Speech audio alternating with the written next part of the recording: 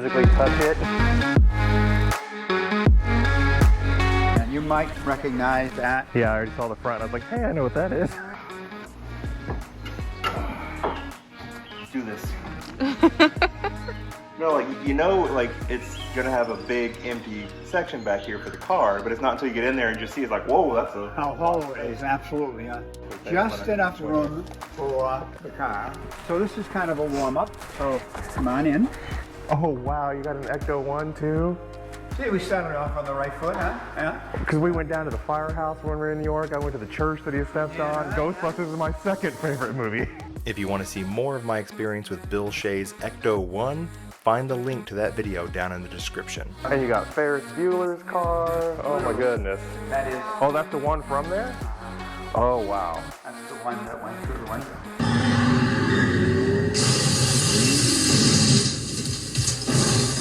So they had 3 cars that they used. This is car number 2. In the course of the movie, they used all 3 of them, and this was the one that didn't run the best. But they decided to sacrifice this car. And so they removed the engine and transmission, and they actually had like a wedge to push it even faster. So once it ended up in the gully, they decided they rebuilt the body and they use it as a backup again. So here's your first exposure to Back to the Future. Yeah, I saw that, and I immediately started having questions based on the way it's sitting. I'm like, is this from the movie, and was it used to film when they were flying? Absolutely. I really do like this guy. Aw, shucks. I like you too, Bill. So when did they go ahead to the future? They went to 2015, so our past. So you gave me the year. How about the month and day?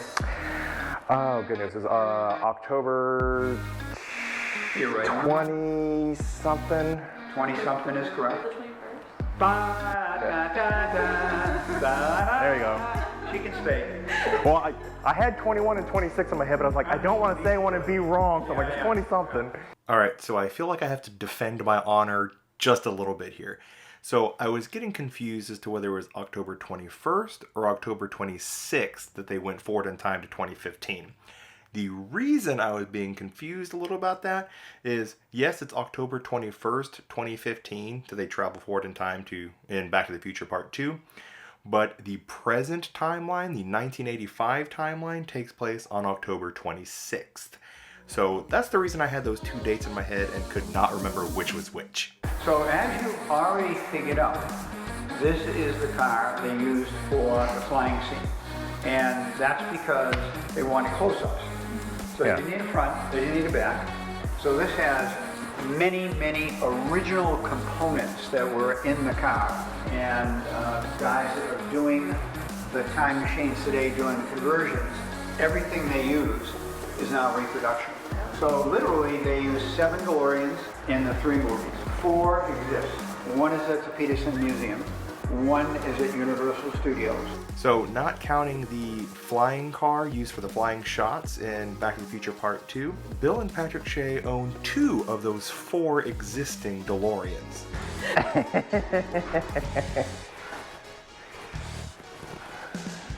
So absorb, take it in, I'll give you a minute or 2. See, I knew you had some cars. I didn't know exactly what you had. I knew you had the truck, but you didn't know I had that? I did not. That should be the highlight of your morning. Yeah, it's the first time I've seen one built up like this. See one. This is the car we moved. I was definitely fanboying over Bill having the A car from Back to the Future 3. And it's really funny how much enjoyment I was getting out of that, because not 20 minutes before this, And that's part 3 for me. It is. Because it's unique. Like 1 and 2 are, the car's very similar. But 3, it's completely different. Different, wheels. It's got, on the hood with all the lights. Like it's different. Wow. So I was like, I like that one better. And you also, again, cars you don't see very often. You always see them done up like part 1 and part 2. You never see them done up like part 3. That's right. Yeah. I can't believe that I was mentioning to Bill that the Back to the Future 3 car was my favorite incarnation of the Back to the Future DeLorean, not knowing that he was about to blow my mind since he actually owned the A car. from that movie.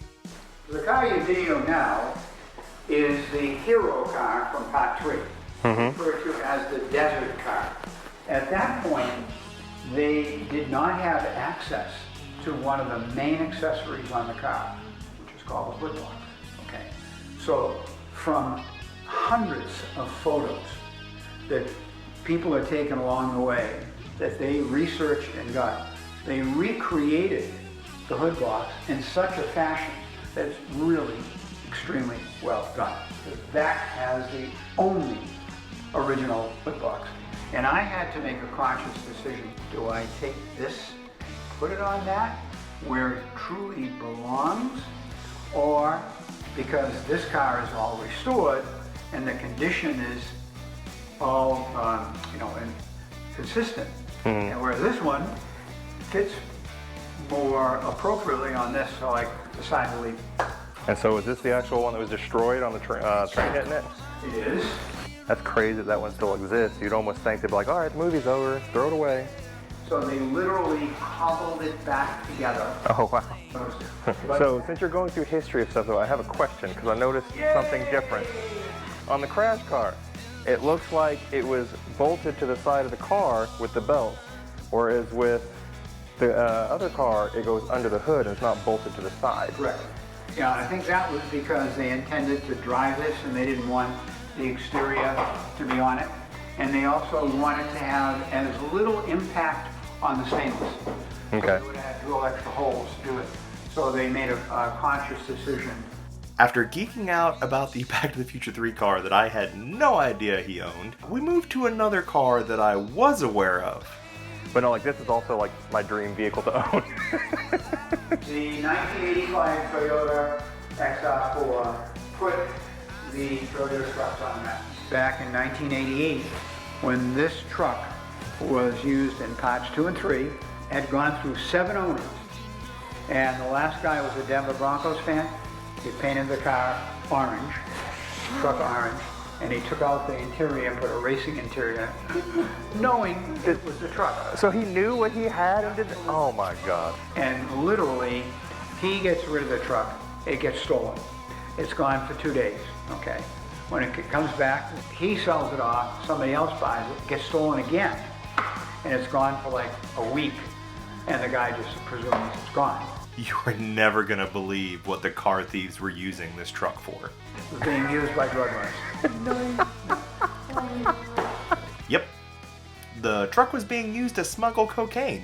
He went down, picked it up, and then he sold it off, And after another owner or two, and I bought the vehicle.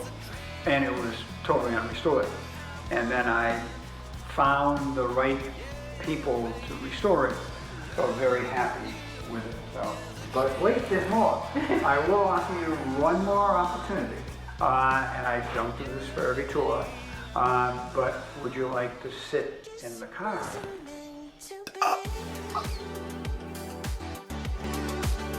And then sit tight for a minute. I gotta say it. Time circuit's on.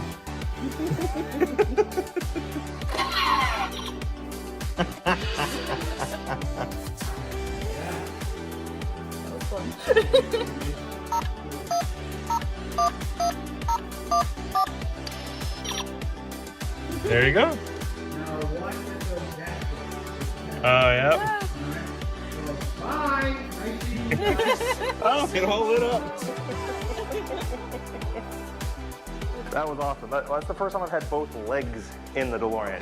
Like I've had people had their kind of, I mean, they're not like screen accurate, but they like throw some stuff together at different events we've gone to, and they let you sit in and take pictures. And I can kind of get like one leg in, and the other leg's always like hanging out because I'm like, I don't know how to get in this thing. It's not built for tall people. I was so grateful that Bill actually allowed us to sit in one of his DeLoreans. It really made my day, but I couldn't actually leave without making one request. All right, I do have a request, and I'll wear a white glove if I have to. Can I touch the truck? You can touch it, yeah.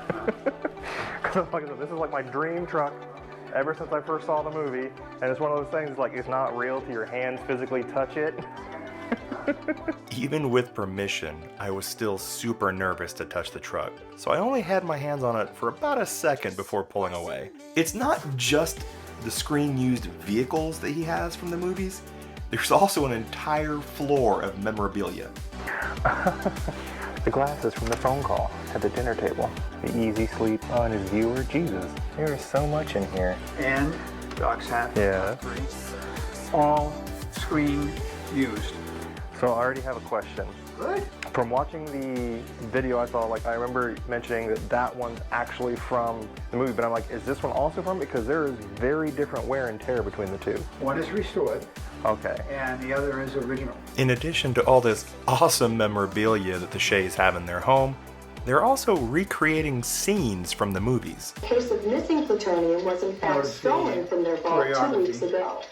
A Libyan terrorist group had claimed responsibility for the alleged theft. However, officials now attribute the discrepancy to a single Next trip up, Tim is going to put the smoke machine on.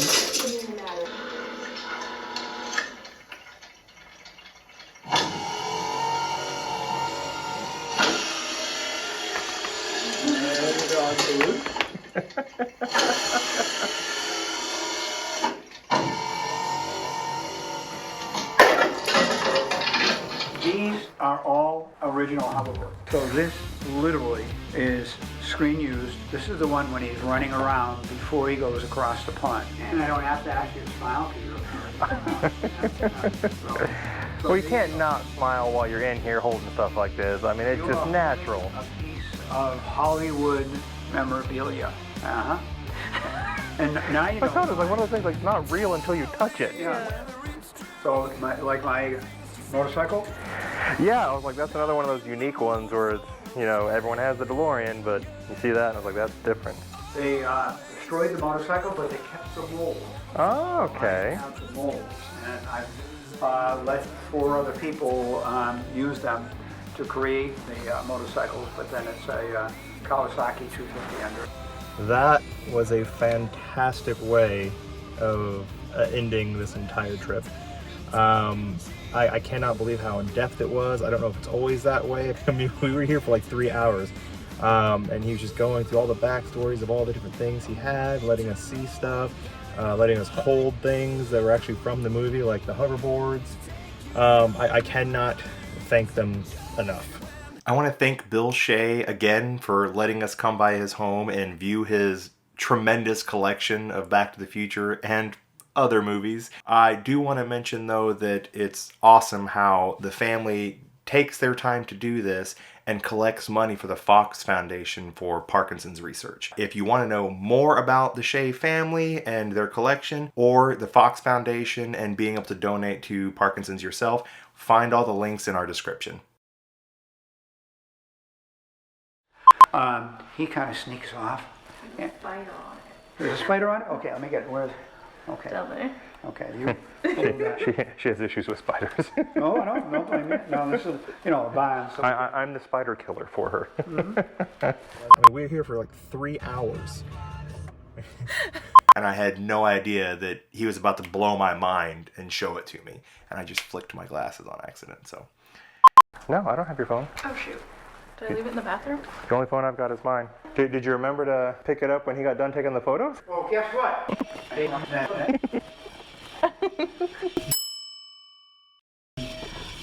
my back pocket. I won't say I get more iPhones that way. No worries, I was like, I'll just call it. We'll find it. I wonder